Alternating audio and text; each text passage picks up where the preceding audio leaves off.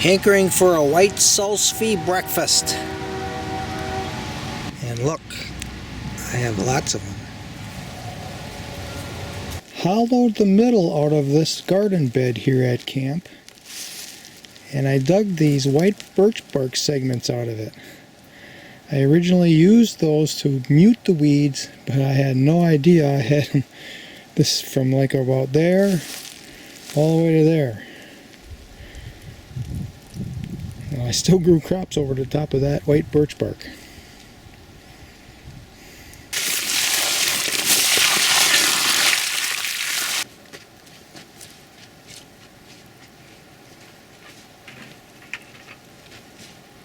Here is the result from growing worms in a tub. This was all manure, and now there's lots of worms and lots of casings. There you can see a worm right there. It's going into the middle of this bed.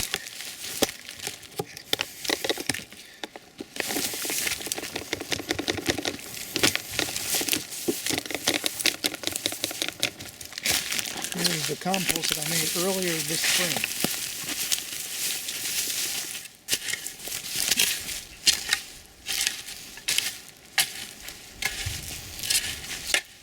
Little rounded top here. As it rains, it's going to collect in there. It won't run off the bed. It'll soak in right there. The final, as the weeds go back on. There's a big heavy downpour. These weeds are going to slow down the rain. Slow down the impacts. Lessen the impacts. Taking care of the soil now so it can take care of me later. It's got 6 months to rest now. Treating their juices, dying, putting their carcasses to the soil. And it's all going to be fertilizer for my crops for next year.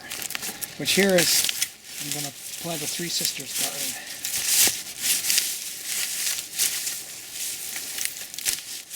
This soil movement is finished. The tasks of keeping a garden are lessening.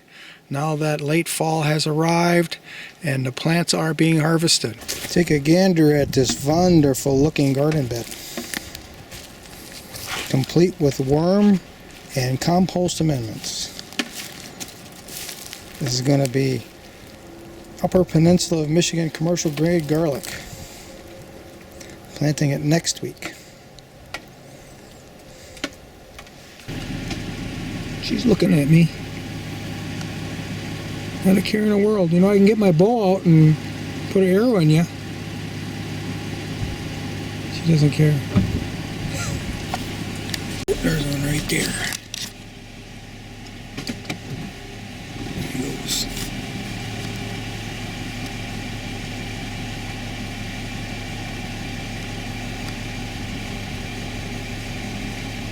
I've got lots of rabbits and mice hanging around. Nice to see some predators coming in.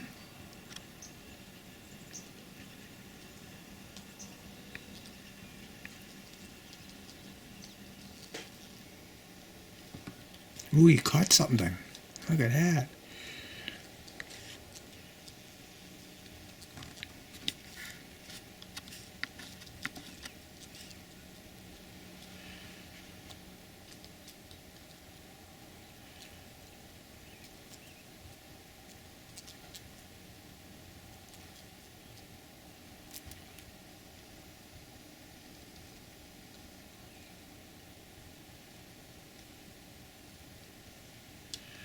Oh, I got that just in time. He was picking at it when I was trying to focus in.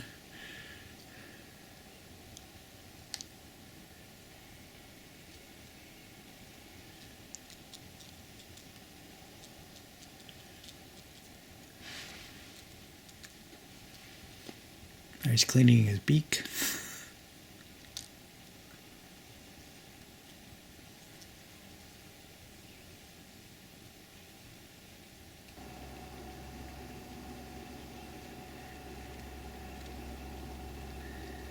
He's been hanging around for a couple of years, I think. He used to me.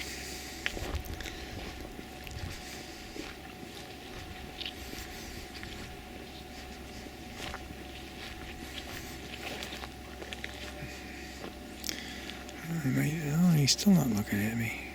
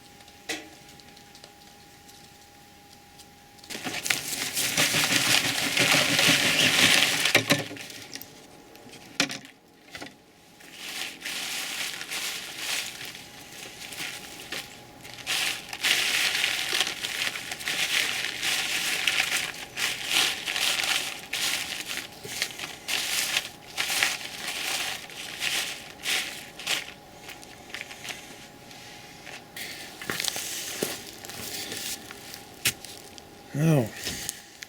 I would preach you never ever step on your garden beds, ever. Except for when you want to dig potatoes. I pulled a bean plant out. You can see right here, some of them were on the surface. I put a little potato in here, I think about that size. They are the ones that survive being in the cabin all winter long. There's quite a few of them that I don't know, I want to say like 10 or 12 or something. I don't remember. I got a video on it, but 10 or 12 of them that I kept in the cabin, and then like half of them were still viable. The other half were really... Oh, there's another one. They're really mushy from being frozen. Oh, there's another one.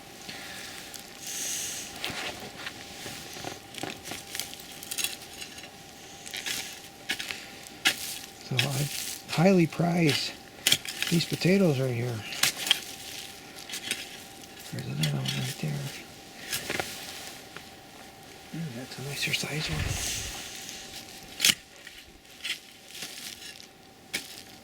From that one little bitty potato, there's another one right here. Two pretty good accumulating batch in my pocket.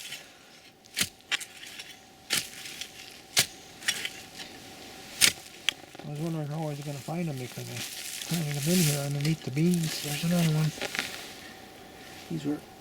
These grew under beans and peas. And these potatoes grew in dense shade under peas and beans.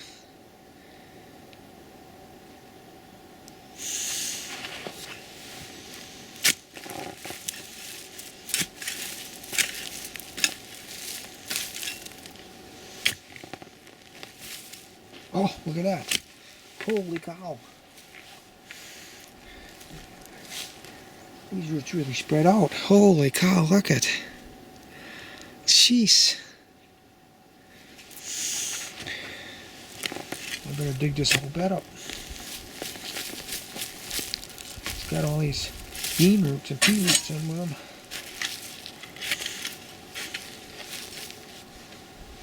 I guess we'll do that. We're going to dig this up.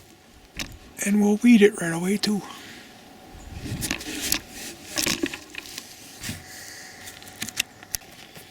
If I really had to know for sure, I've got it on video, but I think I've only planted 5 potatoes. I think they were like this size. Might have been some even smaller.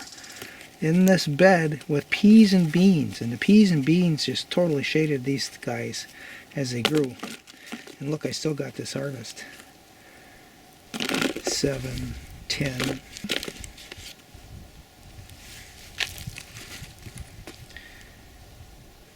32, 34 potatoes out of those 5 potatoes. Here's a casing of one that I dug up. That's one of them that I planted. That's how big it was. So it'd be like maybe that size.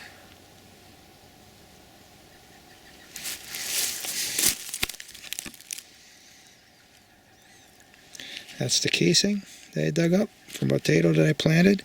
That potato actually overwintered in my camp and froze. And it stayed viable. And that's probably about the size it was then.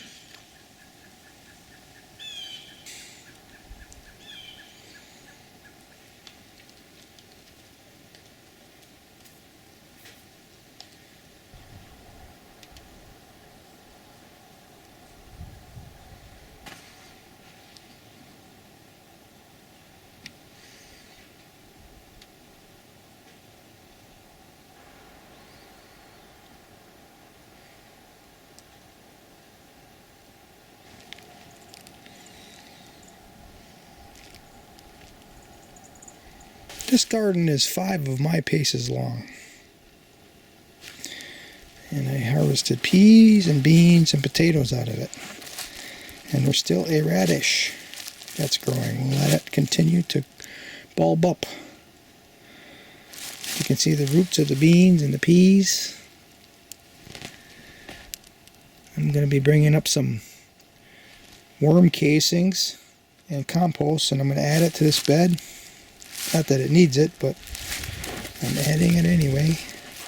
You can see how it's nicely worked up. It's been weeded. Ready to go for the 3 sisters next year. I disturbed soil life. They're going to have to start over. Dear soil life, this will be the last time I disturb you until this time next year. I'm going to do a 3 sisters with an addition of potatoes.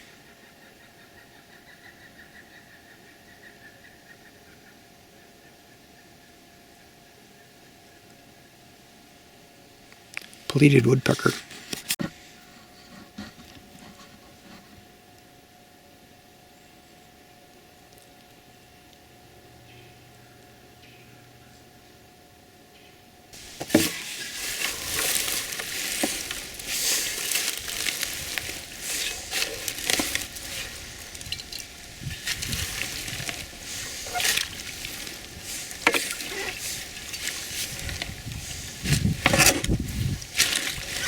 A key component to the richness of my system.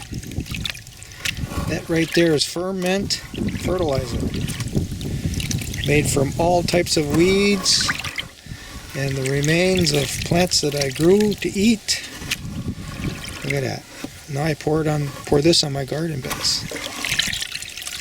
Hoping to get a deer this year, and a deer stomach will be added. All the contents therein will enrich this ferment fertilizer water. All the fertility of the forests are in those deer stomachs.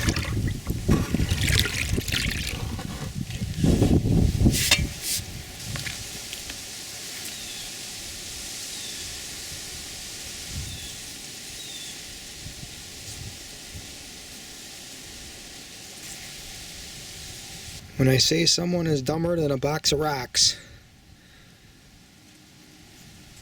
this is what I'm insulting here.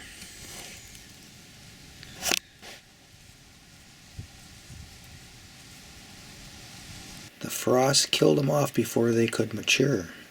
Cherokee black beans. But there were a few pods.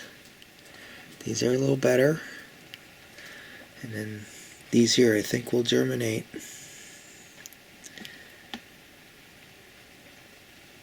Now if I plant 7 plants next year, that's enough.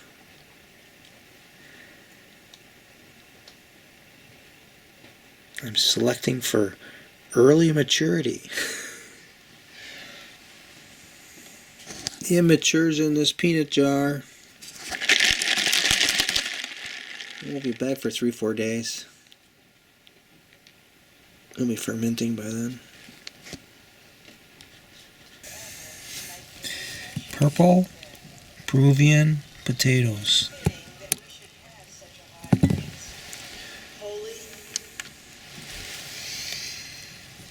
Purple Peruvian potatoes. A little bit of boiling first. I wish I could get that glare out of there.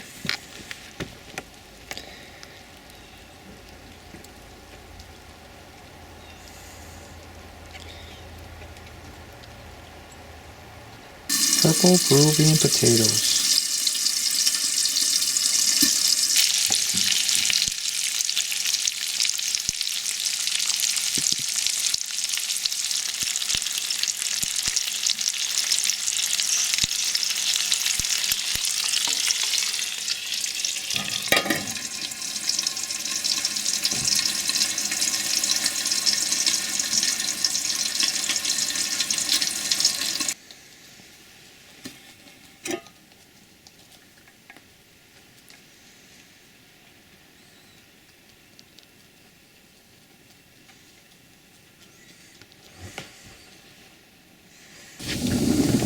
Cool, rainy weather.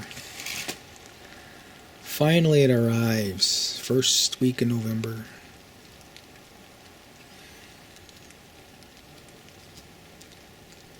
Thanks to not having an internet connection, I was able to sort through all these pea stems, vines, and pick off the really nice leaves. There they all are.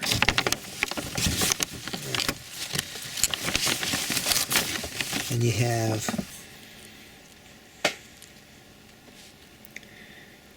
perfect stringy pea pods for the digestive system.